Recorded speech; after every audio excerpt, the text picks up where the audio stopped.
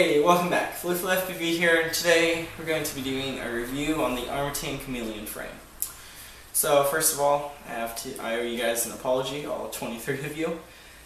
I have not put out any videos recently because I've just been so busy with school and my other clubs. But during that time I have been flying and crashing this frame, and I have to say it's held up extremely well. That being said, let's take it on the bench and see everything that I like and dislike about this frame. So, at first, I have to say this is an awesome frame. For the price, the weight, and especially the Armattan warranty, even if the frame was the hardest thing in the world to build, I would still recommend it because of the price, like I said, the price, the weight, and the overall build quality and the warranty. With that being said, I have ran into a few issues. As a real quick note, ignore this motor. As you can see, I have actually damaged one of these oomph motors, but that took an extremely hard hit.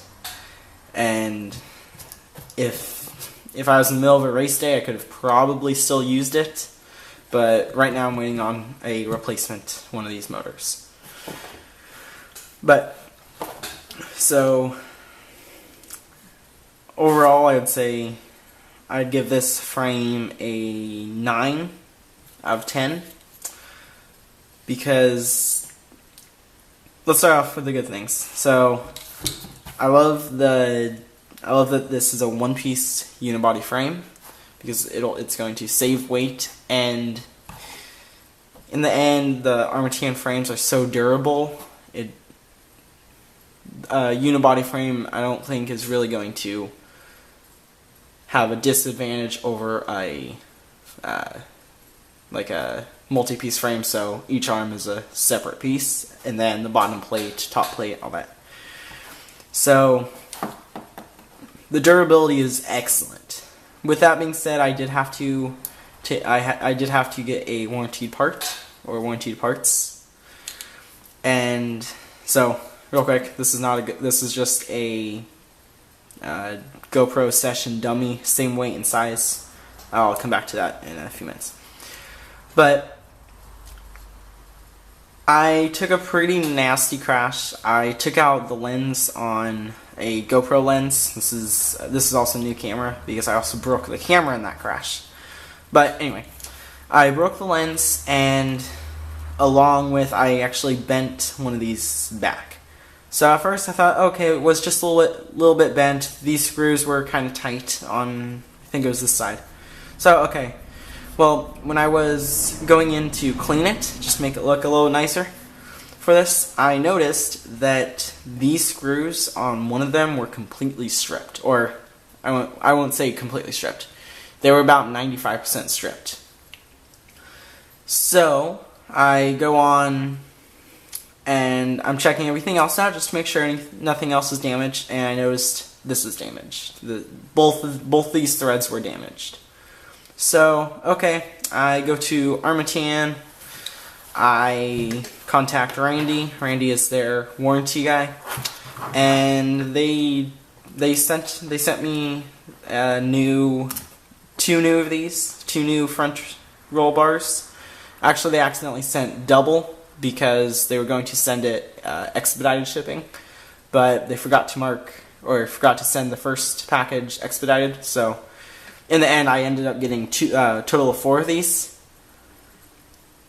Out of those 4, only 2 of the new bars were of reasonable quality.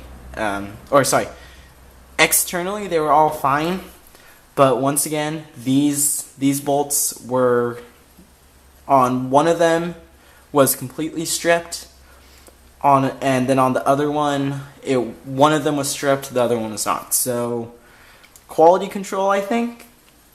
Armattan, if you're watching this, can you do something about that?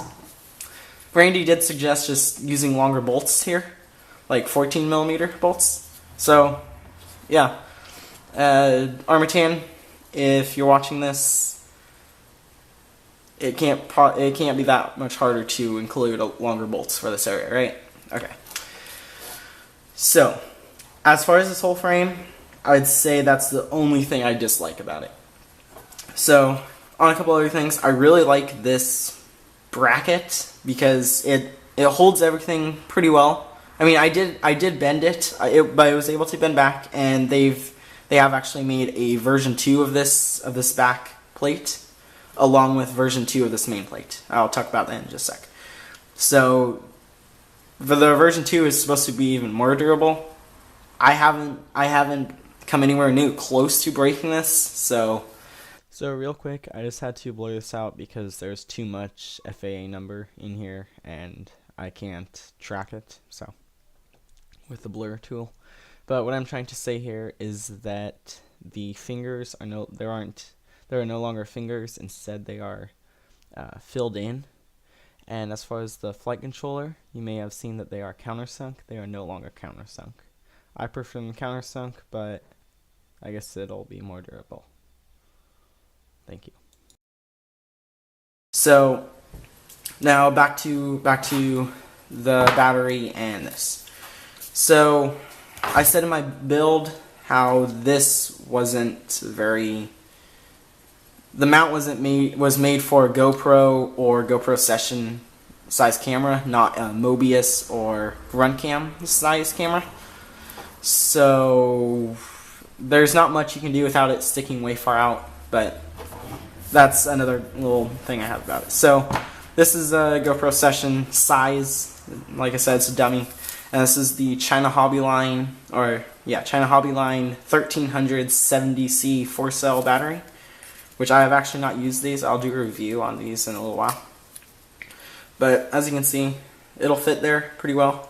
2 straps, and none of this, the camera and the battery shouldn't be going anywhere. So in the end, I can completely recommend this frame. I'm not sure if these screws were reviewer's luck or poor quality control, but I would like to see that fixed. But other than that, I can't think of anything else. If you're looking for a freestyle or even a light or medium grade, I'd say, racing frame, I can highly recommend this frame. So, just for a little notice in the future, I will be doing a review on these oomph motors with 4-cell and 3-cell batteries. I'll be doing a review on the Farview Pagoda antennas, along with a review on the Runcam Swift 2. So, just a little thing to tell you what's up.